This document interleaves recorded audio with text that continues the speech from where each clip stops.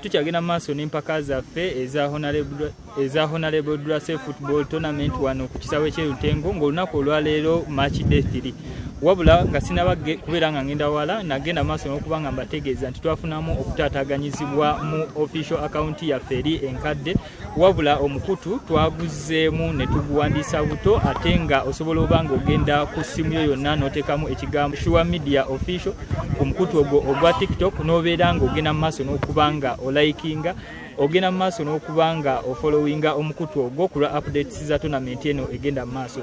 Olunaku olwaleero nno ku March Day 3 yaffe eno nsisinkanye ku mutesitesi waffe ow'empaka zino. Ssebo mukulu, tournament ogisanze otya? Mwena abalabi n'abagoberezi ba Sure Media mbaniriza nnyo mu kaseera kaneeno kubeera nga tugenda mu maaso n'empaka zino ezateekebwa Sure Media wabula nga zateekebwamu obuvujjirizi eri Honorable Drase. Honorable Drase oyo yeegwanyiza ekifo ky'obubaka bwa Parliament owa Mukono North era empaka zino yazitegeka ku mutendera gw'ebibinja ebyenjawulo. Waliwo ekibinja ekibadde kisambira e Kabembe, waliwo ettimu ezisambira e Namawojjolo, kati n'ezisembera wanene e Rutengo.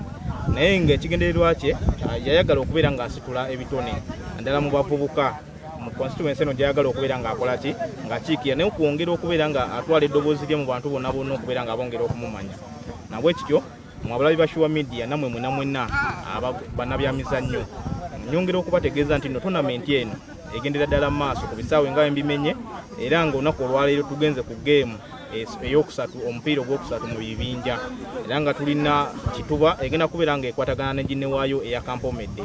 Kampomedde esangibwa mu muluka gunene esangibwa mu muluka gw'Empoma ne Kituba yennyini esangibwa mu muluka gw'Empoma. Kakati kitegeeza eno eringa nga dabbi eya Mpoma. Omupiira gwenda kubeera munyuvu nnyo okusinziira nga wengumanyi abavubuka baawamu bwe kimu naye nga nyongera okubajjukiza n'okubakoowoola muveeyo mu bungi nnyo musobole okubeera nga mujja ku kisaawe mulabe omupiira. Honorable Drase yabateekerateekera bulungi nnyo wabula nga sijja kulekayo kubajjukiza nti no Sure Media yalumbibwa tusobola okubeera nga twabbibwako ebyaffe emikulu gyaffe gyonna gyonna ne gibeera nga giyimirira wabula twakomyewo buto n'enkuba mpya era nga tuyise nnyo mu byemizannyo bineeno kyova olaba nga twakwatagana n'omusajja oyo omwami Drase Isaac nasobola okubeera nga atuwa obuvujjirizi ne tuteekeko empaka zinene ez'ebyemizannyo empaka z'omupiira amatiimu mangi ddala. Twalina amatiimu 33 ezimu zigenze zivaako bwe zityo ziremererwa entambula biki ebiwe bityo naye ng'empaka zikyagenda ddala mu maaso. Oluvannyuma lw'okubeera nga March Day 3 ewedde mu bibinja byonna tugenda kubeera nga tugenda ku round of 16 tukyali mu kuteekateeka tulabe kutya bwe zigenda okubeera nga zisambibwa ezo empaka naye nga nyongera obakoowoola okubeera nga mujja ku kisaawe munyumirwe empaka.